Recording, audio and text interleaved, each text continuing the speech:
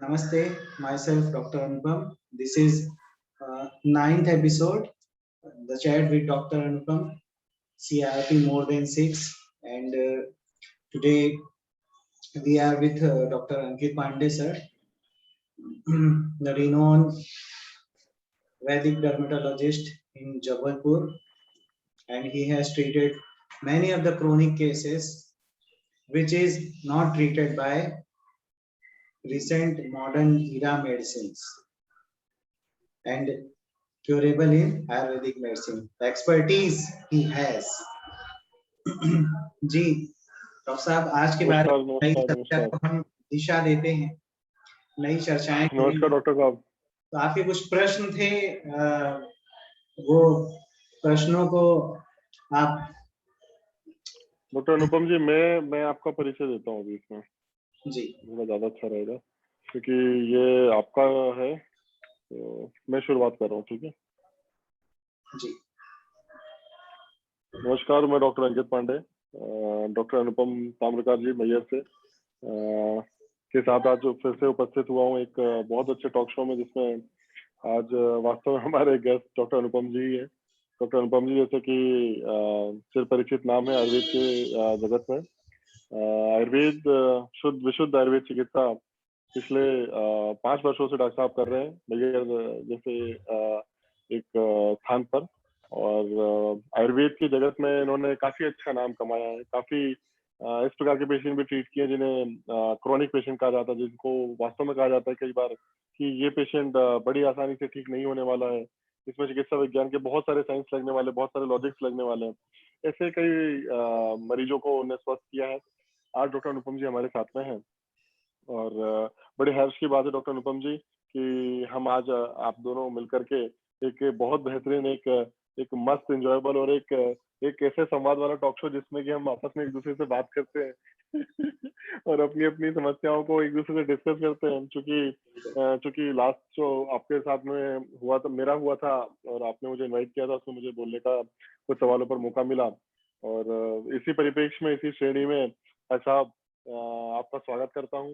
और सर्वप्रथम आपसे मैं 2 मिनट चाहता हूँ कि आप अपने अनमोल वचन दें। आपको कैसा लगा ये टॉक शो में आकर के?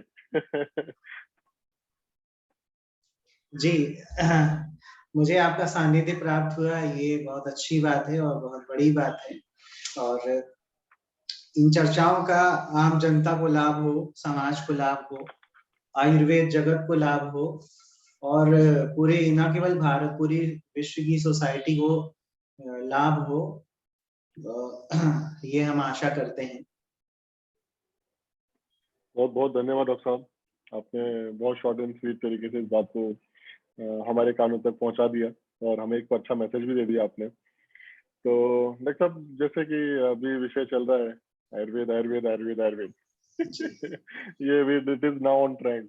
एक छोटा सा सवाल था मेरा आपसे कि आयुर्वेद जैसे कि विश्व जानता है, हम सब, आप जो श्रोता है वो भी जानते हैं, आयुर्वेद को सुश्रुत, आचार्य सुश्रुत के जो कि आयुर्वेद को बिलोंग करते हैं उस नाते इसको सर्जरी का father of the surgery Ayurveda को कहा जाता है। अर्थात विश्व को अगर किसी ने सर्जरी भी एक मेडिकल साइंस है इस प्रकार का नॉलेज दिया है तो वो आयुर्वेद है। लेकिन जैसे कुछ 50 से 60 साल से ऐसा कालखंड निकला डॉक्टर साहब, जिसमें वास्तव में ऐसा सरप्राइज होते हैं लोग कि आयुर्वेद में भी क्या सर्जरी होती है। इस प्रकार कई बार सवाल सुनने में आते हैं, आपको, मुझे, अन्य सारे वैद्यों को भी इस प्रकार के सवाल सुनने में आते हैं। हाँ, आज का और भी इस प्रकार से आप कह सकते हैं कि एलोपैथ में मॉडर्न सर्जरी ने काफी ज्यादा तरक्की करी है और बहुत अच्छी कहना चाहिए गंभीर बीमारियों को बड़े आसानी से तरीके से सर्जरी करते हैं और वास्तव में उसको डील कर लेते हैं। इस बात को बिल्कुल हाँ कहा जा सकता है। लेकिन वास्तव में क्या डॉक्टर साहब, आयुर्वेद क्या वास्तव में पगडू हो गया, या ये कह सकते हैं कि आयुर्वेद का पुराना हो गया है, या आयुर्वेद में वास्तव में शक्ति नहीं रह गई सर्जरी में जो पहले हुआ करती थी? क्यों आयुर्वेद सर्जरी के नाम पर थोड़ा सा पीछे हो जाता है और कह दिया जाता है कि नहीं, यहाँ पर आपको इमरजेंसी मेडिसिन या इमरजेंसी जो है ट्रीटमेंट्स वो उपलब्ध नहीं हो सकते? आपके इसमें क्या विचार है डॉक्टर साहब? जी, आयुर्वेद तब भी वही था, आयुर्वेद आज भी वही है और आयुर्वेद भविष्य में भी वही होगा। बस उसकी भाषा का अंतर कर दिया गया है। जो हम पहले संस्कृत में पढ़ते थे आज हमें वो लैटिन में पढ़ाया जाता है, कल को हो सकता है कोई और लैंग्वेज में पढ़ाया जाए आज से 300-400 साल बाद। हो सकता है, मे बी पॉसिबल। तो जी वास्तव में अगर ये कहा जाए कि आयुर्वेद पंगु हो चुका है, आयुर्वेद में वो शक्ति नहीं रही है कि वो सर्जरी कर सके, तो मैं यहाँ पे कहना चाहूंगा कि हिप्पोक्रेटिस जो है वो भारत ही आए थे सर्जरी सीखने, और ना केवल सर्जरी सीखने, पूरी चिकित्सा शास्त्र सीखने, क्योंकि भारत से उन्नत चिकित्सा शास्त्र पूरे विश्व में पहले कभी नहीं था। आज से 300-400 साल की बात करें, जो अमेरिका जो प्लास्टिक सर्जरी का जो जो क्लेम करता है, 400 साल पहले वहां पे कौन आदिवासी रहते थे, कुछ नहीं जानते थे। दे केम टू इंडिया, जी वहां के लोग जहाज के द्वारा भारत आए और उन्होंने ऐसा प्रोजेक्ट किया वास्को डी गामा ने कि 1498 में मैंने भारत की खोज की। उसके पहले भारत ऐसे ही था। ऐसा प्रोजेक्ट किया गया, इतिहास को ऐसा बदला गया कि हमें लगता है कि नहीं, यही सही है, जो अंग्रेज बोलते हैं वही सही है। जी आज से 200 साल पहले एलोपैथी का विकास हुआ। जो एलोपैथी एलोपैथी का मतलब होता है the treatment opposite to symptom. वो हर पैथी में होता है, चाहे आयुर्वेद हो, चाहे होम्योपैथी हो, चाहे यूनानी हो, चाहे सिद्ध हो, कोई इसमें अंतर नहीं जी है। एलोपैथी शब्द एक लैटिन वर्ड है। अभी किसी चीज को आप, अगर आपके घर का नाम रिंकू, लल्लू, कल्लू है और स्कूल का नाम रितेश, जैकी या जॉन महेश इस तरह से हो गया, तो व्यक्ति अलग नहीं हो गया, व्यक्ति तो एक ही है। डिपेंड करता है कि आपको किस नाम से जाना जाता है। इंग्लिश की पब्लिसिटी जी पूरे विश्व में ज्यादा हो गई, इसलिए ग्रीक और लैटिन नाम फेमस हो गए, हम अपने नामों को भूल गए। आज एक नॉर्मल सी बात मैं आपको बताता हूँ। आप गार्डन में, अगर हम कहीं से पौधे खरीद के अपने गमलों में लगाए हुए हैं, this is lily, I love lily, lily का हिंदी नाम कोई नहीं बता पाएगा कि इसको हिंदी में क्या बोलते हैं। क्यों? क्योंकि हमारी मानसिकता में वही भरा जा चुका है। तो जो आपको क्या लगता है डॉक्टर साहब कि ये लिली जो उपयोग किया गया शब्द है, ये ज्यादा क्या सुनने में मधुर लगता है? क्या इसमें फूल बरस रहे हैं? मतलब फूल तो है ही, क्या सुगंध तो एकदम बोलने से निकलने लगती मुंह से भी, लिली? एग्जैक्टली इंग्लिश बोलना हमें ज्यादा अच्छा लगता है, ज्यादा फ्लुएंस लगता है, हम अपने आप को ज्यादा मॉडर्न फील करते हैं, या इसको स्टेटस सिंबल भी ऐसा कह अब सकते हैं। सोच बन चुकी है। और रही बात जी सर्जरी की तो एलोपैथी सिस्टम मात्र 200 साल पुराना है। क्या उसके पहले ट्रॉमा नहीं होता था? क्या हेड इंजरी नहीं होती थी? क्या सांप नहीं काटते थे? सांप 200 साल पुराना तो नहीं है, सांप तो हजारों साल पुराना है। उस समय पे भी सारी इमरजेंसीज होती थी, तो एलोपैथी नहीं थी तो क्या लोग मर जाते थे? महाराणा प्रताप, शिवाजी बहुत ज्यादा पुराने नहीं है, 300, 400, 500 साल पुराने हैं। बड़े बड़े युद्ध लड़ लिए उन्होंने आयुर्वेद की मदद से। उस समय कौन सी एंटीबायोटिक होती थी? हर 200-300 साल में सिनेरियो चेंज होता है। उस समय की टेक्नोलॉजी क्या थी, पीढ़ी दर पीढ़ी आए हुए ज्ञान को हम एक बार में अनसाइंटिफिक नहीं कह सकते। ये हमारा दुर्भाग्य है कि अंग्रेजों ने नालंदा जैसी लाइब्रेरी को जला दिया, जिसमें पीढ़ी दर पीढ़ी का रिसर्च हुआ ज्ञान वहां पे समाहित था, और हम उसकी रक्षा नहीं कर पाए। और हमारी आदत बन गई गुलामी करने की। जो गुलामी खून में थी वो गुलामी आज जीन में आ चुकी है, जिसकी वजह से जब तक अमेरिका का ठप्पा किसी चीज में ना लग जाए तो हमें वो अच्छा ही नहीं लगता। वास्तविकता यही हो चुकी है।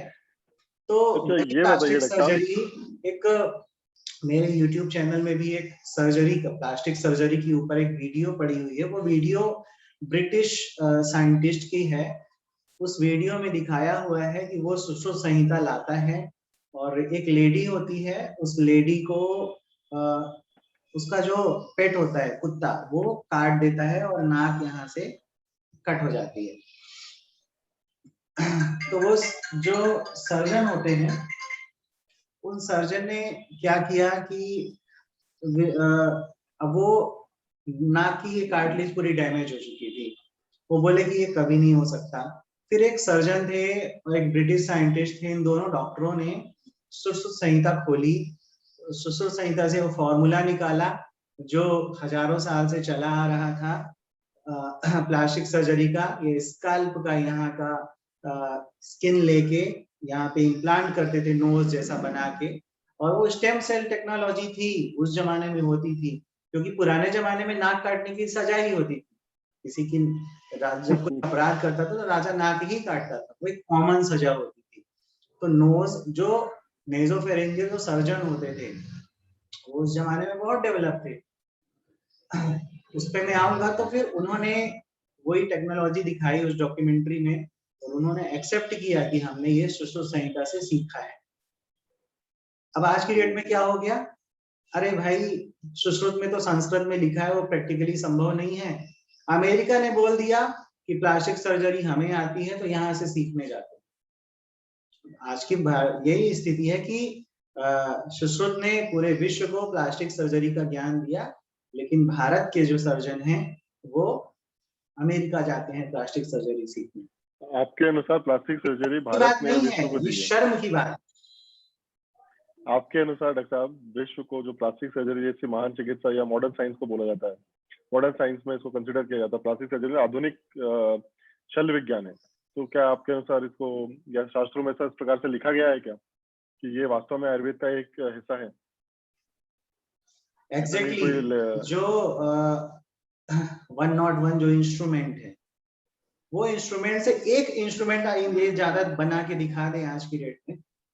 जो 101 इंस्ट्रूमेंट का सिद्धांत जो दिया हुआ है, 102 नहीं बनाया। तो सुश्रुत ने जितना बता दिया उतना ही है, और उतना ही आज भी जितने इंस्ट्रूमेंट यूज होते हैं डॉक्टर साहब, आज भी जितने इंस्ट्रूमेंट यूज होते हैं, क्या ये वो वही पुराने इंस्ट्रूमेंट है 101 वाले सभी के सभी? मेरा मतलब है कि जो उनका शेप या जो उनकी आधारशिला है वो आज भी वही है। बिल्कुल शेप भी वही है, और अपनी अपनी सुविधा के हिसाब से थोड़ा बहुत उसमें मॉडिफिकेशंस हुए हैं। हो सकता है कि सुश्रुत के जमाने में भी वो मॉडिफिकेशंस हुए रहे हों, क्योंकि पहले है अमेरिका ही जो है वो रिसर्च कर रहा है कि गणेश जी का सिर कैसे लगाया गया था। हम उसको कहानी मान के छोड़ देते हैं, लेकिन अमेरिका उस पर रिसर्च कर रहा है कि कैसे एक इंसान का सिर दूसरे इंसान में लगाया जा सकता है। उस पर काम कर रहा है, वो उसको साइंटिफिकली लेते हैं। तो ऐसे कोई और भी उदाहरण है क्या डॉक्टर साहब जिसमें शरीर के अंगों को कटने के बाद उन अंगों को दोबारा प्लांट किया गया उन स्थानों पर? ऐसे कोई और भी उदाहरण है क्या आयुर्वेद में? जी हाँ बिल्कुल। जब देवासुर संग्राम हुआ था तो वहां पे कैकेयी जो थी, कैकेयी का पैर जो है वो फ्रैक्चर हो गया था। उनके पैर को काट के लोहे का पैर लगाया गया था, और that advance level of surgery done by Ashwini Kumar वैद्य। तो ऐसे बहुत सारे एविडेंसेस हैं। इसको हम कहानी मान के अगर हम हंस के खुश हो जाते हैं तो ये हमारी अज्ञानता है और हमारे अल्प ज्ञान का। हमारी अज्ञानता है। आयुर्वेद आज भी उतना ही पुख्ता है, उतना ही मजबूत है, उतना ही बेहतरीन है जितना पहले या हजारों साल पहले हुआ करता था सर्जरी या शल्य चिकित्सा में। मैं आपको एक और छोटी सी चीज बताऊं। कुछ ऐसी सर्जरीज हैं, कुछ ऐसी पैरा सर्जिकल प्रोसीजर्स और सर्जरीज हैं जो मॉडर्न साइंस में आज तक समझ में नहीं आई उनके, इसलिए वो आयुर्वेद के पाले में बची हुई है, नहीं तो वो भी एलोपैथी बन जाती। उदाहरण के तौर पे अग्निकर्म। अग्निकर्म समझ में नहीं आया अंग्रेजों के कि ये जलाने से। कॉटराइजेशन उन्होंने फॉलो किया, लेकिन वो सर्टेन लेवल तक नहीं पहुंच पाए। कॉटराइजेशन उन्होंने निश्चित रूप से आधा अधूरा समझ पाए और फॉलो किया। और अगर हम किसी साइटिका के पेशेंट में या लंबर स्पॉन्डिलाइटिस के पेशेंट में कॉटरी से अग्निकर्म करते हैं तो वो रिजल्ट नहीं मिलते जो हम शलाका से अग्निकर्म, ताम्र शलाका, तांबे की, सोने की, चांदी की। क्योंकि जहां तक इसमें मेरा कॉन्सेप्ट है कि अगर हम इलेक्ट्रिसिटी से अग्निकर्म कर रहे हैं कॉटरी से, तो जल महाभूत की अग्नि होती है, क्योंकि इलेक्ट्रिसिटी जल से बनती है। तो और अगर हम डायरेक्टली हीट से, अग्नि से अगर हम शलाका को दे रहे हैं तो वो अग्नि महाभूत की अग्नि होती है, इसलिए वो प्रॉपर वर्क करती है। ऐसा हमने एक्सपीरियंस किया हुआ है। ये साइंटिफिक थ्योरी आपने दी, बहुत बहुत बढ़िया डॉक्टर साहब। और अच्छा एक डॉक्टर साहब, चीज ये मैं और आपने कहूंगा, क्षार सूत्र को भी नहीं जी समझ पाया अभी तक उन्होंने। इन्होंने बैरन बैंड थ्रेड मेथड जरूर दिया, अंग्रेजों को लगा कि धागा ही तो बांधना है, बांध दो पायस में सही हो जाएगा, लेकिन उस धागे को बनाने में 21 दिन लगते हैं, वो ये नहीं समझ पाए, क्योंकि वो क्षार कल्पना, वो एक टफ मेथड हो जाती है। इसलिए क्षार सूत्र अभी बचा हुआ है आयुर्वेद के पाले में, नहीं तो कब का वो एलोपैथी सर्जरी बन गया होता। बहुत बढ़िया, बहुत बढ़िया डॉक्टर साहब, आपने बहुत अच्छे से स्पेसिफिकेशन दिया यहाँ पर। अब थोड़ा सा लीक से हटके, नॉट लीक से हटके, बट जो भी ट्रेंड में चल रहा है कोरोना जी तो कुछ सवाल कोरोना के लिए भी हैं डॉक्टर साहब आपसे। तो इसी ऑरा में डॉक्टर साहब एक सवाल मैं आपसे पूछना चाहूंगा। कोरोना के लिए जो मैनेजमेंट अभी तक प्रोटोकॉल जो फॉलो किए जा रहे हैं, जी कई पेशेंट्स, कई मरीजों की जान बची है उसमें, क्योंकि जो भी प्रोटोकॉल अभी फॉलो किया जा रहा है वो वास्तव में एलोपैथ प्रोटोकॉल ही होता है, मस्ट है, ये सरकार के अपने सख्त नियम है इसके लिए। तो जो भी अभी प्रोटोकॉल फॉलो हो रहा है, इस प्रोटोकॉल के अंतर्गत जितने मरीज बच रहे हैं अथवा जितनी भी मोर्टेलिटी रेट हो रही है, इसको अलग करके अगर हम आयुर्वेद की बात करते हैं, क्या आयुर्वेद में उतनी क्षमता है डॉक्टर साहब जो इस गंभीर बीमारी को बेहतर तरीके से डील कर सके और इस पर एक ऐसा मैनेजमेंट आ जाए जिससे कि हम उसको उसी स्तर पर या उसी लेवल पर या उससे अधिक अच्छे स्तर पर मरीज को स्वास्थ्य लाभ दे पाए? इसमें आपके क्या विचार? एग्जैक्टली, बहुत ही अच्छा प्रश्न किया आपने। और जहां तक प्रोटोकॉल की बात है तो हर 15 दिन में प्रोटोकॉल चेंज हो रहे हैं, और कुछ प्रोटोकॉल है बार बार हाथ धोते रहें और मास्क लगा के रखें। तो बहुत सारे लोग हाथ धोते धोते हाथ धोने की बीमारी से ग्रसित हो गए, सभी वो हाथ ही धोते रह गए, सैनिटाइजर से उनको एलर्जी हो गई। अगर वो सैनिटाइज कर रहे हैं केमिकल सैनिटाइजर से तो नया स्किन डिजीज। अब चूंकि आप डर्मेटोलॉजिस्ट हैं, तो आपके पास बहुत सारी प्रॉब्लम आई होगी कि सैनिटाइजर जन्य व्याधि नई व्याधि क्रिएट हो जी जाए तो जी ये भी प्रॉब्लम हुई। हमारे सुश्रुत संहिता में नॉट इवन हाथ धोना, फुल बॉडी सैनिटाइजेशन के लिए बोला हुआ है, औषधियों से स्नान के लिए बोला हुआ है। और आज नहीं बोला है, 5000 साल पहले बोल दिया गया है, और उन्होंने एक लाइन में लिख दिया है, हर महामारी में प्रयोग करें। आज मॉडर्न मेडिकल साइंस के सामने मैं नहीं कहता कि प्रोटोकॉल गलत है या सही है, लेकिन और बेहतर प्रोटोकॉल हो सकता था जिससे लाखों जानें बच सकती थी। आज मैं आपको एक छोटी सी बात कहूंगा, 100 वर्ष में एक महामारी आती है, मॉडर्न मेडिकल साइंस को संभालने के लिए एक महामारी दी गई, उसमें भी बार बार प्रोटोकॉल चेंज हो रहे हैं, अभी भी चेंज हो रहे हैं। चाहे वो वैक्सीनेशन की डोज हो, चाहे वो दवाइयां हो, पहले हाइड्रोक्सीक्लोरोक्विन आई, उसके बाद मलेरिया की दवाइयां चलाई गई, क्लिंडामाइसिन, रेमडेसिविर, ना फेविफ्लू, ना जाने कितनी दवाइयां चेंज हुई, प्लाज्मा थेरेपी, सबको लाया गया, बोला गया this is most scientific, most scientific, बहुत सारी दवाइयों की काला बाजारी भी हुई और बाद में इनको बंद कर दिया गया। बाद में बंद कर दिया गया।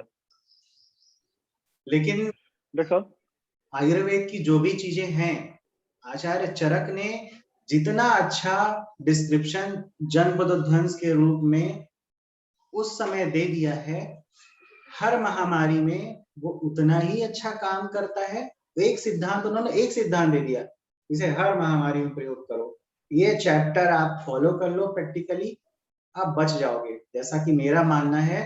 और अपने आसपास की कम्युनिटी में मैंने इसको प्रयोग भी करवाया है, और 100%, 99 भी मैं नहीं कहूंगा, 100% शत जी प्रतिशत ये सिद्धांत फॉलो हुए हैं, जहां जहां भी इसका वहां लाभ भी मिला है। कोविड नहीं फैला है, ये डॉक्टर पुख्ता। साहब आपने जनपद ध्वंस की बात करी और एक फॉर्मूले की बात करी, नॉट फॉर्मूला नहीं बोलूंगा, शास्त्रों ने इसको बहुत अच्छे से व्याख्यान किया, बहुत अच्छे से इसका प्रस्तुतिकरण किया अपने शास्त्रों में।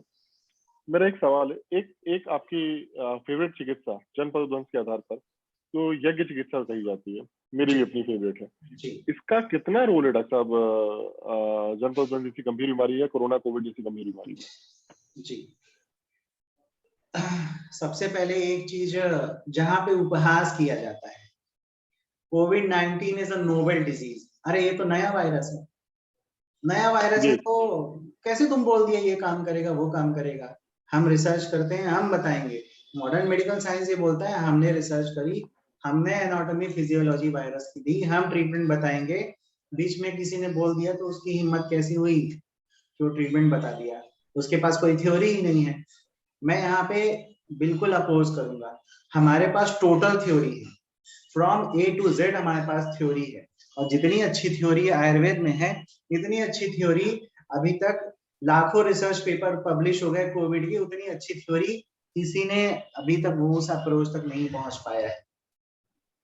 जहां तक यज्ञ की बात है तो जनपद ध्वंस में वायु, देश, काल और जल, ये 4 चीजों को विकृत होना बताया है। वायु, देश, काल और जल। जहां कहीं भी जनपद ध्वंस मतलब पेंडेमिक होता है तो वहां पेंडेमिक होता 4 है। चीजें विकृत हो जाती हैं, 4 चीजें विशिएट हो जाती हैं। हम सिर्फ जी वायरस के पीछे पड़े हुए हैं, लेकिन वायु, देश, काल और जल ये चारों एक साथ विकृत हो रहे हैं, उस पर किसी का ध्यान ही नहीं है। इन चारों को बैलेंस करने के लिए यज्ञ चिकित्सा बोली है, क्योंकि जब पंच महाभूत विकृत होता है तो हमारे शरीर के अंदर, हमारा शरीर भी पंच महाभूतों से ही बना हुआ है, हमारे शरीर का पंच महाभूत भी विकृत हो जाता है। और पंच महाभूत को जो जोड़ के रखती है वो अग्नि जोड़ के रखती है, और इसीलिए हम अग्निहोत्र करते हैं। और जब अग्नि महाभूत बढ़ता है पूरे जब हम एक साथ अगर हम यज्ञ करते हैं तो वातावरण का अग्नि महाभूत बढ़ता जी है, जिससे प्रकृति बैलेंस होती है और ये पेंडेमिक खत्म होता है। जी आपने देखा होगा 1.5 महीने एकदम तांडव मचा, एकदम से गायब हो गया। जी जैसे ही चक्रवात जी आया एकदम से कोविड गायब हो गया। आचार्य चरक ने डिस्क्रिप्शन दिया हुआ है कि जब जल महाभूत विकृत होता है तो चक्रवात, बवंडर, आंधी तूफान आते हैं और जी महामारी का एक साइकिल कंप्लीट हो जाता है। That is the great concept. इससे अच्छा कॉन्सेप्ट किसी का ध्यान ही नहीं जा रहा है इस चीज पे। क्योंकि ये शास्त्रों ने पहले से बताया कि जब जब भी ऐसी विकृति आएगी, मेरा मतलब है पंच महाभूतों में अथवा इस प्रकार से वातावरण में विकृति आएगी, तो निश्चित तौर पे भूकंप आएंगे, अथवा जैसे जल अभी प्रपात आया, जिस प्रकार से अभी तूफान आए समुद्रों से। तो ये जो विकृति उत्पन्न हुई है, ये वातावरण को और उसके बैलेंस को एक अलाइनमेंट पे लाने के लिए जो है प्रक्रिया जो है शुरू हुई, और अचानक से उसके बाद से मामले आना वास्तव में कम हो गए। एग्जैक्टली तो शास्त्र में नेचर इसको अपने पहले आप से को बताया, बैलेंस करने का संकेत दे रही है और हम वायरस के पीछे ही पड़े हुए हैं। वायरस के पीछे पड़ते वायरस के पीछे पड़ना सही वायरस। बात है, लेकिन हमें सारे सिस्टम को अगर हम बैलेंस करते हैं, और ये पंच जी महाभूत हाँ जो वात पित्त कफ को, ये लोग जो जिन्हें नहीं पता वो वात पित्त कफ की थ्योरी को बहुत छोटा मान लेते हैं कि ये तो आयुर्वेद सिस्टम की रोगों को पहचानने के पैरामीटर हैं, आज की डेट में उतना काम नहीं करते। मैं आपको बता दूं यही वात पित्त कफ पंच महाभूत से ही बने, बिल्कुल सही। और जब पंच महाभूत विकृत होते हैं तो यही वात पित्त कफ ही काम आते हैं। इवरी वायरस, इवरी बैक्टीरिया वात पित्त कफ के अंदर ही आता है, और इसी आधार पर हम बहुत सारे कोविड पेशेंट्स की चिकित्सा भी किए हैं और उन्हें लाभ भी उतना अच्छा मिला है। तो जहां तक यज्ञ की बात है, अगर हम एक या दो वेरिएंट नहीं 10,000 वेरिएंट भी अगर आ जाते हैं वायरस के, तो भी ये वात पित्त कफ के अंदर ही आएंगे, ये अलग नहीं आएंगे। और यज्ञ चिकित्सा आचार्य चरक वो महर्षि थे, ही वाज ग्रेट साइंटिस्ट, मैं साइंटिस्ट ही कहा जाएगा। उन्हें पता था कि नए नए वेरिएंट्स बनेंगे तो हम एक एक वायरस के पीछे भागेंगे तो भागते ही रह जाएंगे, इसलिए उन्होंने एक यूनिवर्सल वात पित्त कफ की थ्योरी दी। जनपद ध्वंस में उन्होंने बताया कि आप यज्ञ चिकित्सा करिए। अगर आप यज्ञ करते हैं, उससे जो नीम की पत्तियां और जो भी औषधियां बताई हुई हैं, अपने आप में वो हजारों साल पहले, लाखों साल पहले चरक ने लिख दिया कि ये एंटीवायरल है। आज हम केमिकल एनालिसिस करके लैब में प्रूव करते हैं कि हाँ ये एंटीवायरल है। तो ये तो पिसे हुए को पीसना कहलाया, हमने क्या आदत पा लिया, जो चीज संस्कृत में लिखी है हमने इंग्लिश में लिख दिया। अनावश्यक समय की और बर्बादी है। इससे अच्छा उन चीजों को मानकर अगर हम उसको फॉलो करें और यज्ञ को अगर हम अपनाएं, हमने मैंने जहां जहां यज्ञ करवाया वहां लोग इन्फेक्टेड नहीं हुए इन 1.5 महीनों में। ये प्रैक्टिकल बात। ये आपका अनुभव है। डॉक्टर साहब एक सवाल और आपसे, एक मन में एक सवाल और आ रहा था, तो मैंने सोचा आपसे फिर पूछ लिया जाए। जी। कोविड चिकित्सा में आयुर्वेद ही क्यों? आप मुझे समझ पा रहे हैं क्या? कोविड जी। चिकित्सा में आयुर्वेद ही क्यों? क्या उसमें इतनी एक लाइन क्षमता, में क्या कहूंगा, उपयोगिता है? एक लाइन में कहूंगा, आचार्य चरक ने कहा है कि उत्तम चिकित्सा वह है जो उपद्रव ना करे, कॉम्प्लिकेशंस ना क्रिएट करे, कॉम्प्लिकेशंस न करे। इसलिए वो उत्तम चिकित्सा है। इसलिए आयुर्वेद बेहतर है। मेरे ट्रीट किए हुए एक पेशेंट में ब्लैक फंगस, व्हाइट मतलब फंगस, येलो माफी चाहूंगा, फंगस आपको बीच देखने में को रोक नहीं रहा हूँ। मिला है। मैं एक सवाल, बस आपने बड़ा अच्छा उत्तर दिया, तो एक मन में एकदम से एक सवाल और जागा, तो आपको बीच में रोका, मैं माफी चाहता हूँ। आपसे बस इतना कहना चाह रहा हूँ, जो वर्तमान में जो ऑरा चल रहा है इस समय पर, जो ट्रीटमेंट दिए जा रहे हैं तथाकथित, उस ट्रीटमेंट से जो पेशेंट को नुकसान पहुंच रहे हैं, तो क्या ये उपद्रव उस उपद्रव से मिलता जुलता उपद्रव है क्या? एग्जैक्टली अगर मैं समझा नहीं आप क्या कहना चाह रहे हैं, थोड़ा सा डिस्क्राइब कीजिए। अभी जो आपने बोला कि मैं आचार्य चरक ने जिस प्रकार से बताया है कि हम उस मेडिकल साइंस या उस चिकित्सा विज्ञान को पसंद करेंगे, उस चिकित्सा विज्ञान पर हमें जाना चाहिए जिसमें कि उपद्रव ना हो, कि औषध लिया और उसके उपद्रव, उसकी एक और नई समस्या मेरे अंदर पैदा हो गई और मुझे ब्लैक फंगस और येलो फंगस और व्हाइट फंगस जैसी अन्य गंभीर तरह तरह की 40-50 नई नई बीमारियां पैदा हो गई।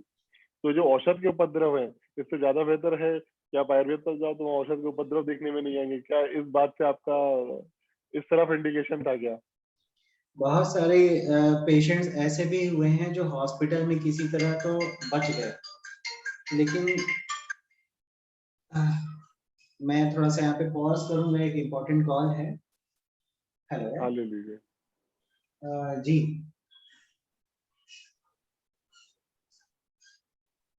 हाँ, इलेक्ट्रिक जेल हीटिंग पैड है। तो 120 रुपए के हिसाब से वो 15-20-30 मैंने बोले हैं। तो पेमेंट अगर बोले तो बताइएगा, या तो आप कर दीजिएगा, मैं दे दूंगा आपको। कर दीजिएगा। हाँ हाँ, कर दीजिएगा, मैं आपको दे दूंगा यहाँ पे। चलो ठीक।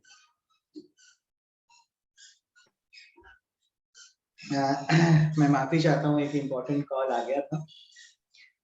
चलने जी दीजिए। हाँ। तो मेरे एक भी उपद्रव। पेशेंट्स में ब्लैक फंगस नहीं हुआ, व्हाइट फंगस नहीं हुआ और येलो फंगस भी नहीं हुआ।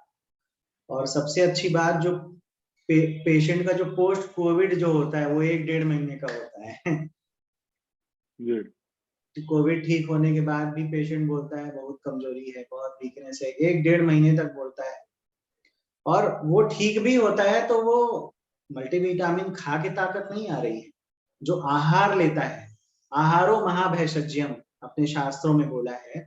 जो घर में जो आहार बिल्कुल। लेता है, उसने बोला नहीं नहीं भाई, हमने तो एलोपैथिक ट्रीटमेंट कराया, आयुर्वेद ट्रीटमेंट नहीं कराया। घर में जो रोज खा रहे हो क्या है? आयुर्वेद ही तो है, आहार चिकित्सा के रूप में। उससे उसकी नेचुरल इम्यूनिटी बढ़ रही है और उसके कोविड पेशेंट जो पोस्ट कोविड है वो ठीक हो रहा है। अगर उसी आहार में वो औषध मिला ले तो पोस्ट कोविड की ज्यादा जरूरत ही नहीं, पेशेंट 3 से 5 दिन में ठीक हो जाएगा। हेलो।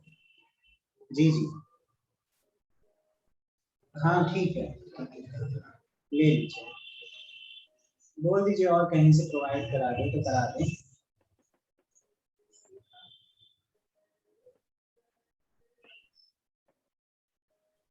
ठीक है, ठीक ठीक ठीक। चेक करवा लीजिएगा, तो गर्म करके चेक करेगा।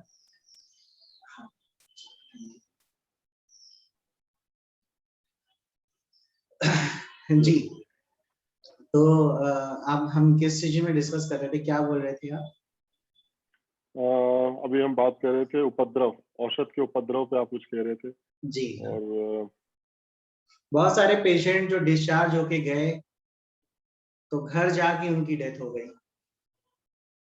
बहुत सारे कॉजेज अननोन थे, किसी को हार्ट अटैक आ गया, किसी को फंगस हो गया। तो आचार्य चरक को पता था कि ऐसी भी चिकित्साएं होती हैं या भविष्य में होंगी, जो एक रोग को ठीक करके दूसरा रोग पैदा कर देंगी। और ब्लैक फंगस को भी नोवेल डिजीज बोला जा रहा है। मैं कभी नहीं कहूंगा कि ये नोवेल डिजीज है। हाँ, महर्षि चरक के जमाने में मिथाइल प्रिडनिसोलोन का ओवरडोज नहीं दिया जाता, लेकिन उन्होंने डिस्क्रिप्शन दिया हुआ है,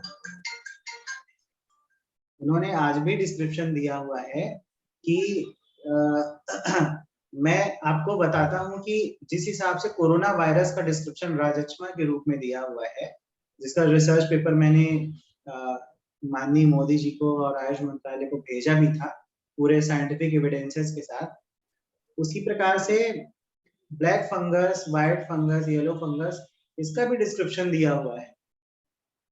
मैंने ढूंढना शुरू किया और ये रिपोर्ट भी मैंने भेजा हुआ है आयुष मंत्रालय को। और जनरली अगर हम बात करें ईयर कॉम्प्लिकेशंस की, तो ये उपद्रव चिकित्सा में आता है। एक रोग तो ठीक ना हो और दूसरा रोग पैदा हो जाए।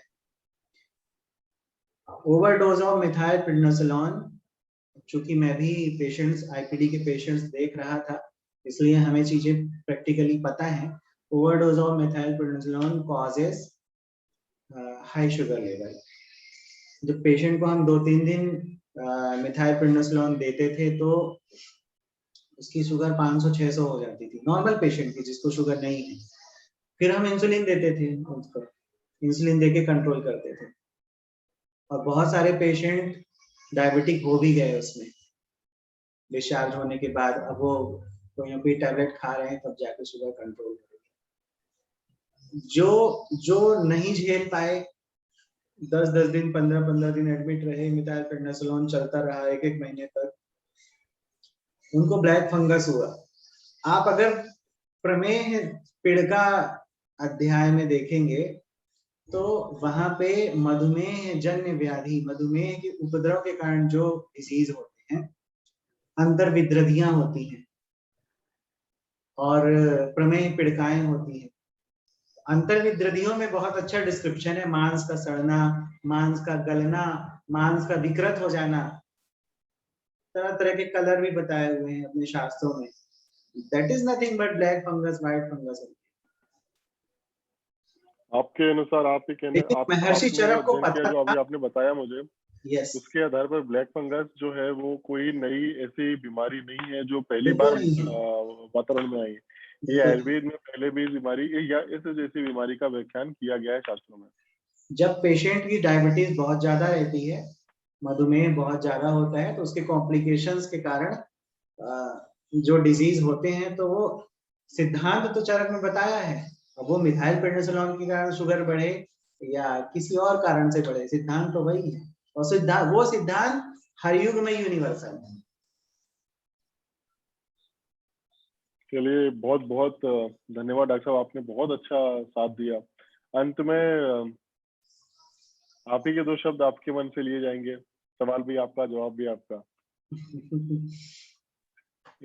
हाँ, मैं तो यही कहूंगा कि आज देश में कोई किसी भी पैथी का हो, सारे लोग भगवान की पूजा करते हैं, लेकिन वही भगवान अगर उनके 4 हाथ दिखाए जाते हैं तो एक हाथ में वेद भी पकड़े हुए होते हैं, अथर्ववेद हो या ऋग्वेद हो।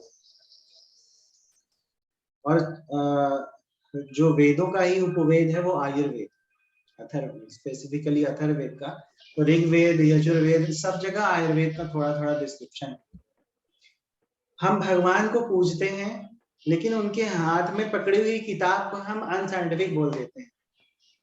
तो मूर्ख कौन है और अनसाइंटिफिक कौन है, ये हम स्वयं समझ सकते हैं। इससे बेहतरीन समापन में नहीं समझता कुछ और हो सकता था डॉक्टर साहब। वास्तव में वो जो किताब भगवान धन्वंतरी के हाथ में है, एक बार कभी किसी को मौका लगे तो उसको, भगवान धन्वंतरी का एक दूसरा प्रसिद्ध नाम बता दे रहा हूँ अगर श्रोताओं को नहीं पता होगा तो। भगवान धन्वंतरी जो है आयुर्वेद के जनक हैं, और भगवान धन्वंतरी हमारे हम उनके उपासक हैं, और भगवान धन्वंतरी की उन्हीं के माध्यम से जो है आयुर्वेद की उत्पत्ति हुई है। तो उनका जो दूसरा नाम है वो कुबेर नाम से भी जाने जाते हैं।